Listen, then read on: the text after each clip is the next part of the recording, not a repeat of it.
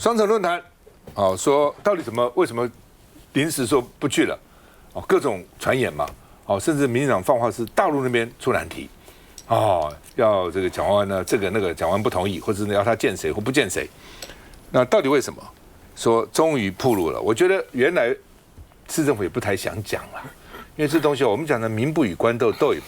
不过，地方也不太愿意跟中央斗，知道？斗你也斗不过，补助款啊什么都卡在他手上，很多政策卡在手上能够大家能够就不吵架就不吵架了。北市府终于曝光了，说因为中央要大改论坛的 MOU， 因为他这个双城论坛呢，本来要签2个 MOU， 那一个是河岸的管辖，河岸的治理，一个呢是这个劳工训练的教育的 MOU， 那这2个呢？河岸就是牵涉到经济部水利署，然后呢，劳工就牵涉到劳动部都要你们核准。那中央要大改，选择不行说我们讲好了，大陆人怎么会在台湾工作呢？所以不可以。那北市府说没有要来台湾工作只能告诉他们教育的这个情况啊。那说呢，台北市政府828就去了，发文了，说我们这样可不可以？924才回文，几乎搞了1个月嘛。所以台北市政府也不知道你们到底怎么回事啊，中间一定还要去补件啊，什么改来改去劳动部就说不要恶意曲解，我们没有这个意思我们也没有已读不回我们只是呢这个9月19号提供修正建议给台北市那郝龙斌因为双城呢是郝龙斌的时候开启的，原来两岸之间没有这个东西的，他当台北市长跟上海市长开启的，而且。了解不错当时那些上海市的干部现在都当大官了，都中央的大官，所以这个管道建立其实并不错。你两岸这么紧张，你就要一个管道嘛，所以郝龙斌就出来说呢，民进党是刻意阻挠，不要让最佳的沟通管道变成牺牲品。这是一个不错的管道你看江泽民原来是上海什么书记还是市长，就当了总书记啦，当了老共的主席啦，所以呢，跟上海这个管道是断掉是很可惜的嘛那另外呢，朱立伦说你是要技术性卡关，陆委会就说你是没有刁难阻碍乱讲那国台办说呢，这个他发言人说他们两岸都是中国人，应该多走动多交流。民进党呢出于谋独私利，就你只想独嘛，他为什么会这样想呢？就是说你如果要独的话，最好两岸都不交流，不交流才能独嘛。那如果你要交流就很难独嘛。假如大家又通学啦、通商啦、通什么通邮啦、通婚啦、通一大堆，这个通那个通，彼此有了解，那读什么东西呢？所以最好就是坚壁清野，通通不交流，老死不相往来，才有机会读嘛。所以呢，他的意思是说，因为你要谋独，想要独立，谋你自己的私利，民进党的私利，所以千方百计阻碍破坏两岸交流。那陆委会就说恶意批评，你这对两岸关系有帮助吗？好，我们看一下。我们一贯支持并积极推动两岸城市交流合作，不见得会越走越近。如今台北和上海间交流平台双城论坛确定不在9月举办，那的确在进度上是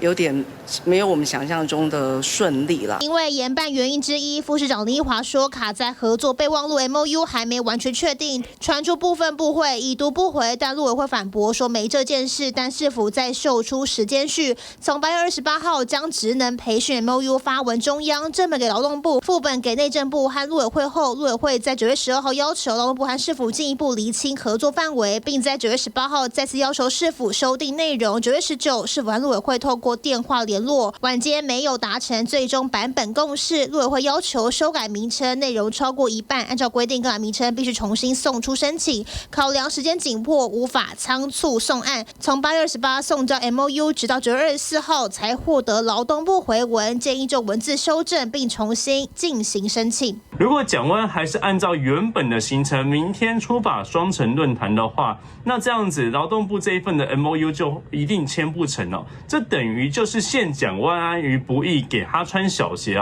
但劳动部回应，从接到台北市政府公文，就本于权责积极协助和沟通，绝无阻挡。劳动部和陆委会已在9月19号提供 MOU 修正建议给台北市政府参考，并没有已读不回，请有心人士不要恶意曲解，把中央部会的协助扭曲成卡关。双城论坛暂时停办，而中央地方还没吵完。来，伟杰怎么看？到底怎么回事？我觉得双城论坛也不是第一天办理啊，我想已经在办了那么多年了。我想台北市政府对于双城论坛该进行怎么样的交流内容是什么，相关的限制是什么，我想台北市政府一定是心里非常有数。因为我刚刚已经提到，它不是第一年办理这个双城论坛，所以呢，我觉得说，当然这次要签订这 MOU， 那我觉得呢，台北市政府那也很尊重这个中央政府，那这个也函文给他说，可能要签这 MOU， 但是我们再次强调，这是属于城市之间的交流。那城市之间的交流，我想每个人之间的分际都会很清楚，哪些是城市可以做的，哪些是中央可以做的。所以我觉得可能台北政府也为求慎重，也函文的给这个中央。那你中央拖了那么久才回文，然后呢回文的过程当中又要求人家这个内容修改超过一半，那这个对于双城论坛的这个时序来说，这蒋万安要出去就来不及了嘛，所以我就说中央政府到底有没有协助，还是在刁难？我想光这样的一个时序的一个显现出来，而且我们刚刚已经提到，双城论坛不是第一天办理，已经办理了那么多年，为什么过去都没有这些问题？过去都没有签订 MOU 吗？一定也有。那为什么过去没有问题呢？那为什么现在就有问题？然后再回到讲说这个希望蒋市长不要成为统战的样板。我想统战一直以来都是中央政府惯用的一个借口跟伎俩。那至于什么是统战，我想这个大家都非常清楚了哦。所以我觉得说，至于两岸交流，我想两岸交流现在也只剩这个双城论坛可以有一个官方的一个正式的一个对谈跟这个会晤跟提出双方的一些意见，让大家不要因为这个误解呢误会而造成两岸的关系的一个持续的一个紧张。只有这样的方式已经是唯一的一个管道。那你中央政府不全力来协助他，还处处卡关，然后呢说蒋万安成为统战样板，我说这还是民进党惯用的手法跟伎俩，还是要切记啊。从726到823，你们一直说我们亲中舔共，大家给你的一个程序跟这个结果是什么？那你现在还在告诉我们说这样就是一个统战的样板，大家听得下去吗？我想大家民众是心知肚明的。江龙，这个时间去的。当然要敏感，这个时间点也还是蛮敏感的啦。你再下去就11了，就他们的国庆。然后你看到这9月以来，大陆方面有关于抗战胜利80周年的庆祝活动非常多，那个是一波又一波的。其实我相信他们是很希望蒋万安去的，就是蒋家的第4代蒋介石的曾孙，在这个时刻。抗战胜利80周年，如果到大陆走一走，我相信大陆会有一些历史的视角，他一定会有一种在蒋万安身上呢搞点统战的成分，那无可厚非。我觉得时间的敏感你永远知道吧，而是根本的问题就是你今天陆委会的定位，陆委会的定位呢到底是希望两岸关系好，还是希望两岸关系不好？因为陆委会的角色，如果你希望两岸关系好，那你自己处理这种 MOU 这种小公文的方式，你就应该像什么？就应该像是新竹市政府。新竹市政府就很清楚的知道，它就是呢为竹科做行政服务的，所以竹科任何的公文只要进到新竹市政府办公室，上午来下午一定要出去。我绝对不拖你，因为我知道呢，你分秒必争。如果你今天陆委会这样做，这个小小的2个 MOU 需要拖这么久吗？时间你是不知道嘛，所以那个是心态的问题。我觉得陆委会也不知道去解释，就是今天你到底希望两岸关系朝哪边走？因为大家从你陆委会第一个陆委会每次开记者会的时候，我觉得陆委会不管是谁出来开记者会，摆出来的都是一副准备要教训人的那种的晚娘的面孔，就是摆着一个很臭的脸，然后再告诉你说今天你们谁给我怎么样，你给我注意点，老子在看着你。大概就那样子味道。当你摆出这样的腔调的时候，请问你，就是今天任何的两岸交流，他并没有得到你任何的祝福啊。相反的，今天就算蒋万安去了，感觉上好像就欠你民进党什么，好像你民进党的特许恩准，我让你去喽。那种的感觉，那个味道不对。我们都知道不时接来时，不去接来去。你叫我去，我就去吗？现在当我突然间不去了，你突然间又发现了不知道怎么办了，就觉得好像背黑锅。你哪有背黑锅？本来就你最黑的就是你啊！眼前其实民进党只要认真的去看现在的气氛，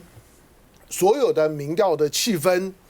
不管是呢两岸的民调或者是选举的结果，你如何去看待这件事情？以及你要如何去面对呢陆委会的角色。蒋万安呢没有办法去双城论，我觉得也好。你去双城论坛的时候呢，你看到的邱水义正在美国呢，我都不晓得他要如何去解释这些事情。陆委会的主委到美国要报告啥呢？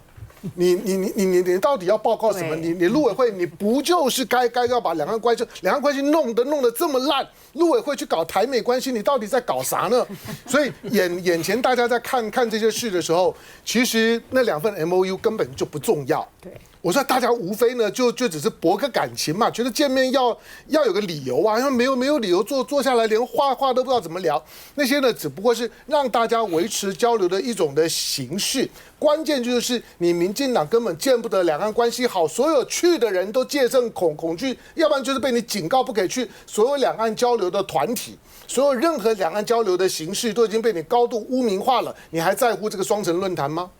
就是说从这个两岸开放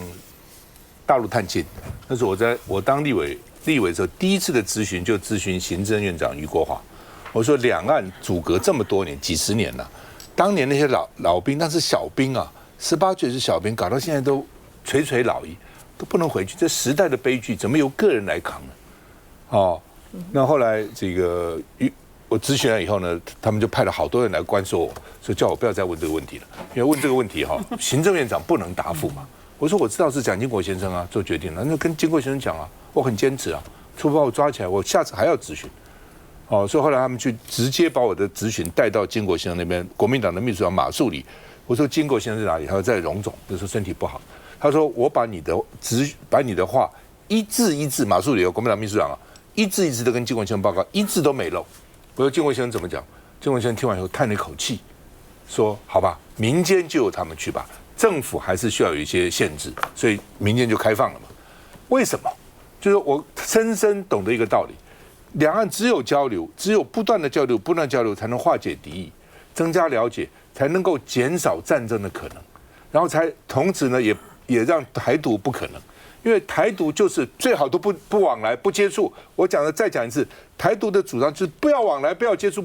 我才能独嘛，接触了互通有无，互相这个互相那个，那独什么东西呢？所以。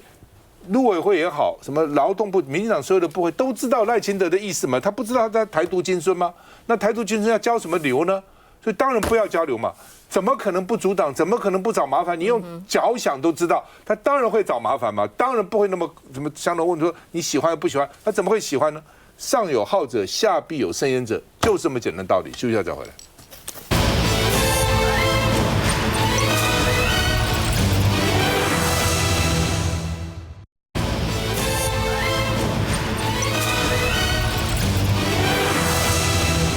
好，花莲马太安溪堰塞湖溢流很惨，他们现在讲溢流，我说不是溢流了，溢什么流啊？只准媒体讲溢流，什么溢流？溢流，我昨天举例还是一样嘛。假如这是个堰塞湖，对不对？假如这里面是满的，如果溢流只是流出去，那跟有没有这个湖是一样的，没有差，它水下来就到了河里面，这个堤防有问题就跑出来，它是这个也崩了，所以呢，雨水加上原来在这个堰塞湖里面的湖水流出来嘛，所以今天新的消息说，原来是200公尺高内容，现在只有96公尺，那剩下104到哪里去了？就变成水流下来才那么大嘛？这么简单，你还要骗我们？连这个都要限制媒体的报道，你们搞什么鬼啊？干嘛呢？这无聊哦。那你以为大家都傻瓜啊？都没有人有一点常识，不会计算了。那现在呢，说是14个人死。33个人失联了，昨天是17死，大家很紧张。后来说15，那现在说14啊，大概有些以为失联死了，现在发觉这个是失联还是失联，还不确定他死了。画面你看都很惨啊，满目疮痍哈。那另外呢，光复乡哦，因为几乎半个乡都被毁了哈。他们这种佛祖街，因为还不容易，很多时候你还不见得拍得到画面。敦厚路现场曝光哦，你看这是什么啊？这车子都已经经过这么久了，车子轮胎还在水里面等等。所以那天我看那个车还会在水上面浮1000辆汽车都被影响到那所以灾民说这是跟灭乡一样，说比当时小林村还惨，都很惨了那另外呢，我们看影响的位置这是凤林光复哦，那这个堰塞湖在这个地方哦，那现在呢，因为这边等于是下来的这个湖水都受到影响，现在凤林也蛮紧张的哈。那凤林也是赶快人撤都撤了，因为随时现在又有3个台风所以热带气流了，气旋了，还不知道会不会。之前1个礼拜以前也说3个结果突然1个就跑来了所以你还是要很小心嘛哈。那另外呢，因为这个积水太深，没有办法开挖，所以呢，岳母看起来在这个凶多吉少了哈。那我们看这个堰塞湖不是在平地，它在山上，它本来有1060公尺高，蓄水面积50公顷那所以呢，基本上现在只剩下2300万吨的水，就是原来呢有这个比较，原来你看它的原来是每秒只能流2040的吸水的这个标准，它现在流到每秒8800立方公尺，你看水4倍的这个流量流下来所以多可怕那原来的这个蓄水量呢也少了很多那另外呢，这个水利署长说呢，洪水暴增4倍，而且挟着砂石破堤。你看这各种问题，一个洪水暴增，第二个还有砂石在里面，堤又破了然后呢，这个堰塞湖的本身一定也有地方有问题一定有崩的地方那现在就是昨天我们电视上都看到中央跟地方救灾，而且互相那边杠。赖清德说现在大家都花莲的不分彼此。问题是你的行政人一来就是我要究责，到底这个书上有什么问题？你讲这个干嘛呢？你去讲这个干什么呢？你讲这个地方当然又觉得你要救我的责就开始那不是中央的责吗？就开始吵架了我们看一下。来，继续按，帮忙开，开一点，继续按继续按，再来一点。我们先去确认一下伤者状况，好不好？救援人员合力把铁门打开，家具、汽车统统泡在泥泞中，第一时间先关心民众状况。手上还有物质水什么的，水剩5-6瓶。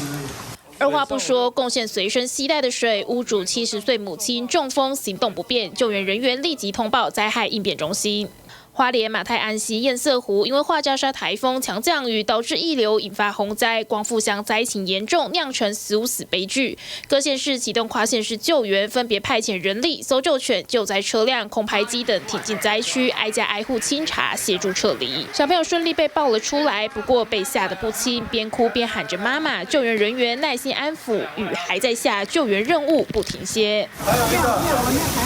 好，直接抱下去，来抱，放开，手放开，直接抱。才在泥泞中小心搀扶妇人，2人联手把人架起，送到安全处。还有年约70岁的妇人，脚受了伤，抱着塑胶袋被救援人员背了出来。搜救过程中被孩童脱困，患者包裹着棉被抱出，被子上都沾染上淤泥，还救出被冰箱压住的民众。各县市挺进灾区前线，成功救出人的那刻，心中激动又感动，希望传出的都是好消息，帮花莲渡过难关。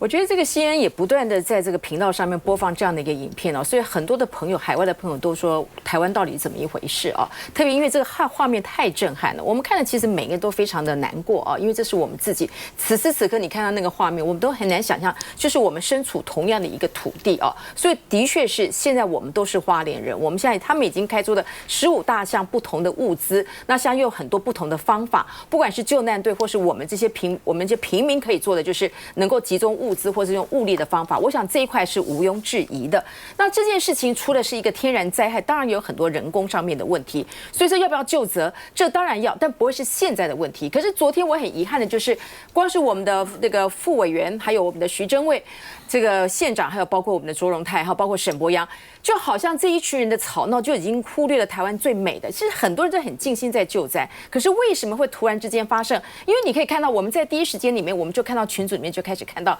对方他们不断的抛出921，好，已经有说要撤离的这个简讯出来。那922开始开立这样的一个大会，为什么县长不到？那922晚上县长回来的，他们还是告诉大家如何。那923为什么本来是说要到600个人，现在为什么突然要撤离到8000个人？还有垂直式的避难，本来告诉大家其实2层楼